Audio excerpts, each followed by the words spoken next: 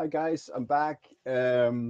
Just for a hopefully quick little YouTube live stream.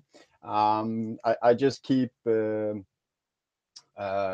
people discuss also on mainstream media. Oh, is Bitcoin a store of value? Is Bitcoin a currency? And I think that that question kind of it comes up because today there's nothing that is both, and then people they tend to think that okay, it's either one or the other because that's the way it's been for a long time. But that's only because back when the governments banned gold as a money that you're allowed to pay with for different goods and services, then you didn't anymore have something that was a store value and you could use as a money. Instead, you had the gold was then left to be a store value, not a money. And then they introduced fiat. They said this is money, but fiat is not money, it's currency, like I just discussed in the other video.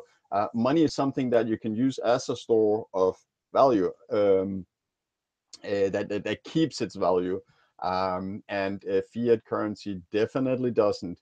And let me just share with you um, pop, pop, pop. Oh,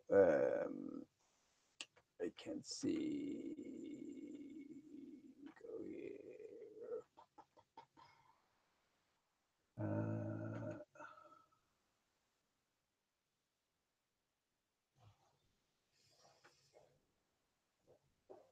Okay, let's just go here. So this is the purchasing power of the US dollar, the first 100 years since the Federal Reserve was established. And look at what happened in 1913 here. Federal Reserve was established, $1 had a purchasing power of $1. You can say it still has today, but if you look at what it buys today, like how the purchasing power has developed, since then it actually lost 95% until 2013. So US dollar definitely is not or other fiat currencies for that matter, are not a store of value because governments like to believe that we need to keep printing new, or that's what they're telling us. They need to print new so we can keep people in jobs. But then ask yourself, I'll just switch off screen sharing and go back to here. Ask yourself if what was unemployment like back before we started printing money. Um, well, it was probably very much like it is now.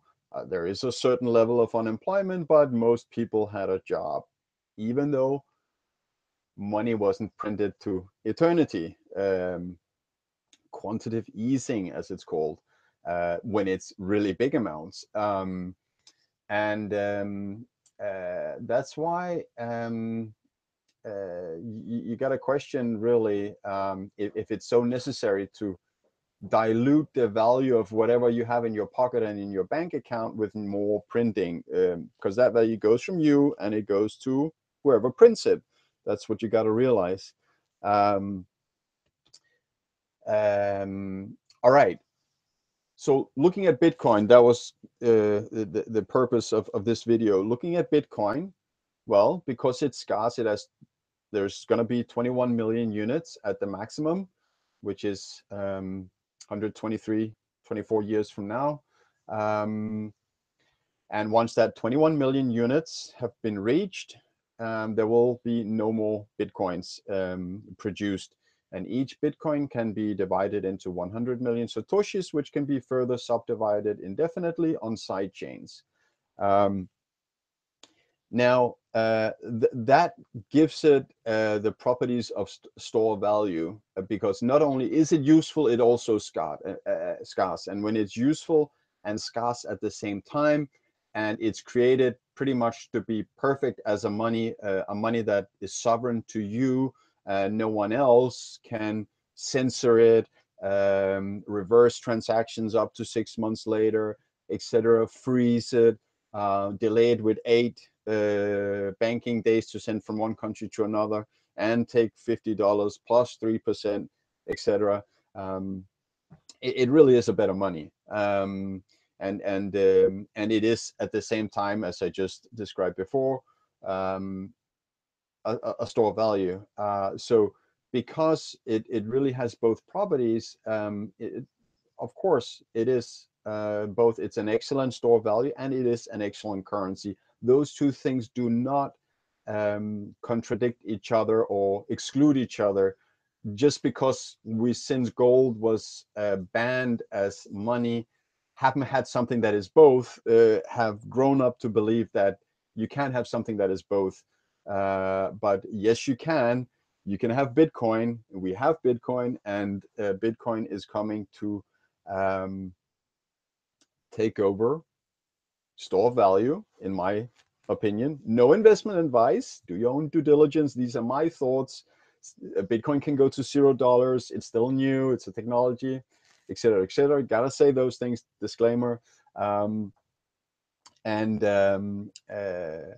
it will take over store value, in my opinion. It has better properties than gold as a store value, and it has better properties as money, and that's why you could easily argue that 100 billion in market cap, in value, doesn't really fit gold having $8 trillion in market cap. So that's the first 80 times that Bitcoin could go up from now, which would take Bitcoin to $500,000 per Bitcoin.